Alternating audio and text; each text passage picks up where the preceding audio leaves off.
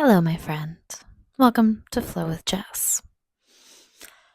I was just thinking a few moments ago about my experience yesterday, and I'm not sure if anyone else has gone through something like this, but I found myself constantly all day noticing crows.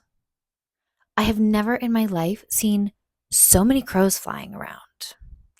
And me and the bird nation, I feel like I have a pretty good sense of when they're around and they make their presence known in my life.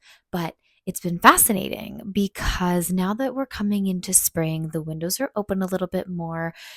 There's not as much density when it comes to the snow. Like I always find in the winter, things are so quiet. The snow just like absorbs all of the sound.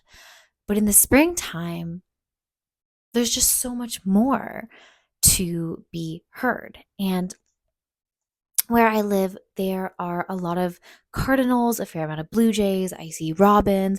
And over the past few months, I had been noticing, ooh, I'm not quite sure what the term is for. Is it a murder? I think a group of crows is called a murder.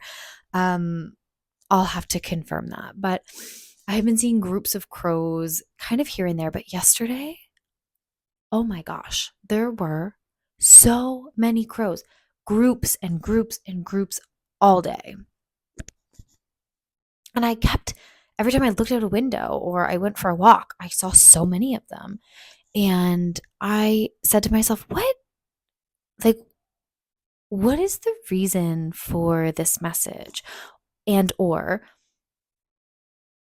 because my understanding is that crows can typically signify messages coming through.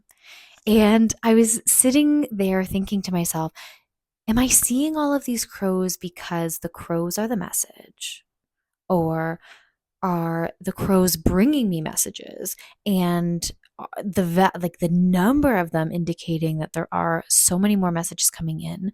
Or is it just like a, hey, you better start paying attention? Or was there something else that seeing these crows was trying to tell me? And depending on who you are, but you're here. So if you found this little corner of the internet, my assumption is that you are someone that at least has a belief that there is some sort of magic to the universe. And it can be easy to dismiss certain things when they come into your awareness as just a fluke. But it's also kind of fun to be like, okay, like, let's play a game, me and the universe. Let's play this game that I get to create this reality with whatever power that is. And when something interesting like piques my curiosity, maybe there's a reason for it. And so when things novel or things in abundance or, signs and synchronicities, when they become more frequent, it makes me pay attention. And sometimes I don't know what I'm paying attention to. Like, I don't really know what it means, but it's just interesting to me that all of these crows were in my world. And so now I'm like primed to pay attention to what the crows are saying. Or it reminded me that crows can sometimes mean that there's messages. There's also something I've heard where crows can be the messengers between the worlds. And that's a fun one that I've kind of been playing with in terms of the connection between us with those that have passed on, or our connection with spirits in the spirit realm. I, to my knowledge, have, it's funny, I say that I, to my knowledge, have never had an experience with a spirit, but there's actually there's actually something that just jumped to my mind where when I was a child, I remember waking up and like up in my door frame seeing, I believe it was a man, and from this vantage point and this recollection and this flash in my mind, maybe that was a spirit. Who knows? I don't know. Um, it's something that I believe. I've heard people tell stories about their experiences with spirits. And I've read things. I have this beautiful yogi philosophy book, and it talks a little bit about,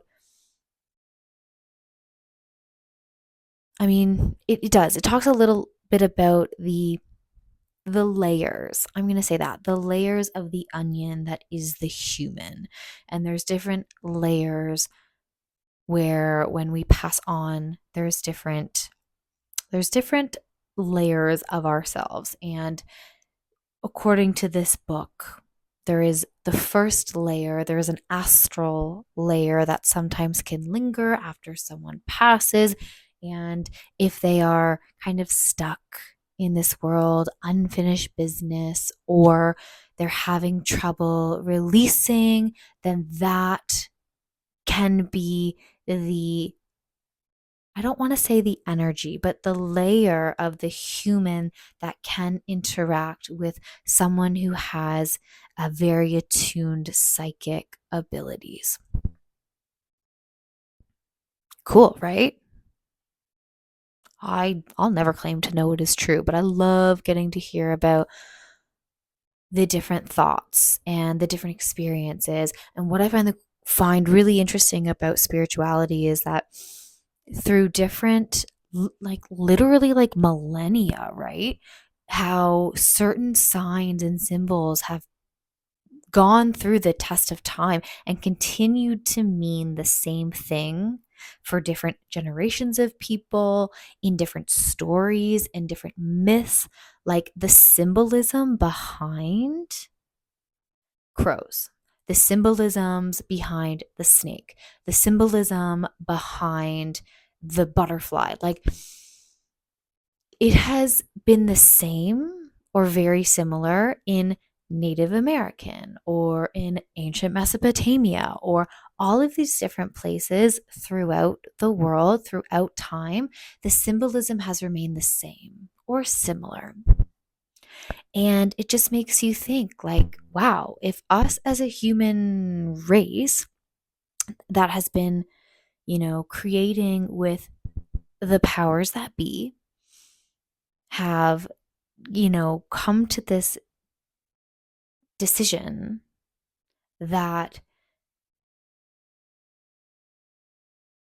these symbols, these things in our world represent whatever they represent, and to each individual person, like I'm convinced that there's so much nuance to it. Like, you take tarot and each reader interprets the cards in a little bit of a different way. There's kind of like the foundation of the card, but there's messages and there's like this psychic piece where you look at the card and you pick out different things, or you have been guided to express that card as something different.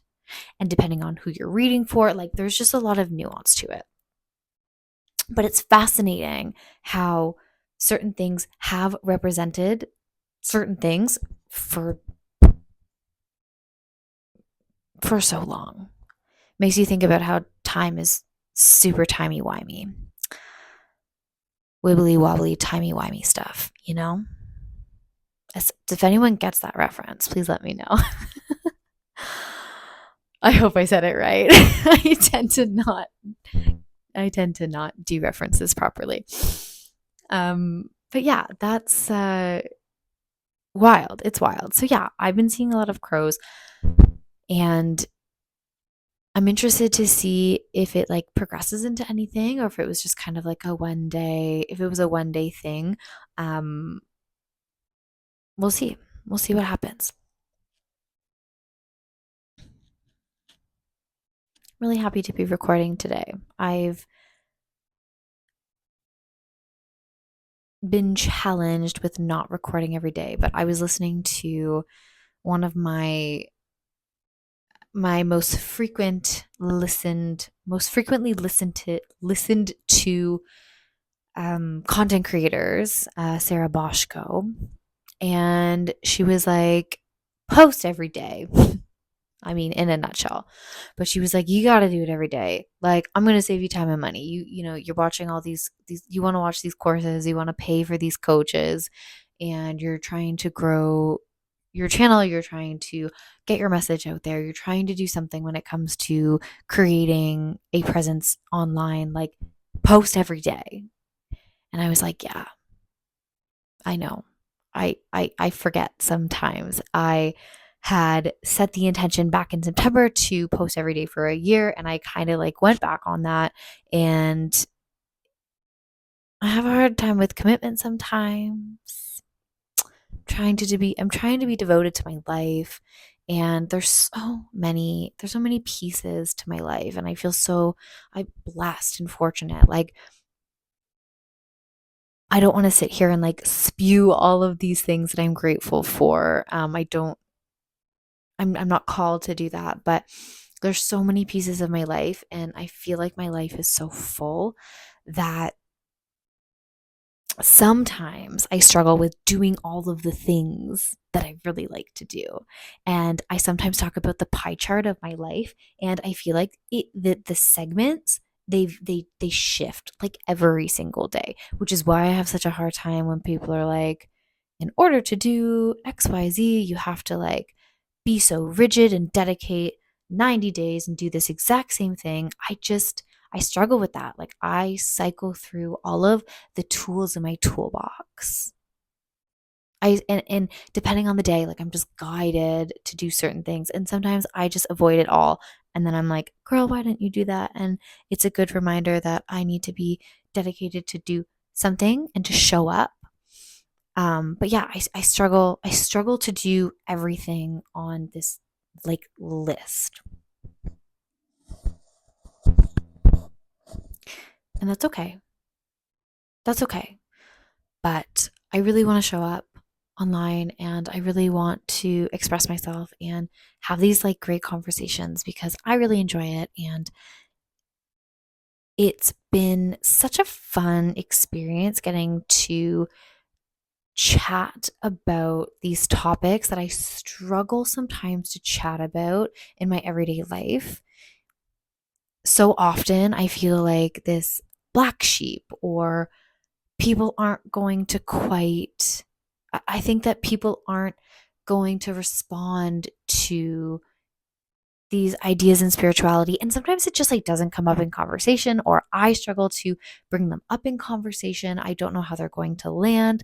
Like, I was teaching a yoga class on Thursday, and I at the end we were in meditation, or like we were getting I had invited everyone to move into their final shavasana. So we had this beautiful class, and I went to say, you know, I was like, thank yourself for being here, and you did something really good for your mind, body, and I stopped myself. I didn't say spirit because I was out in the real world, and I was I caught myself up in feeling like it wasn't going to land.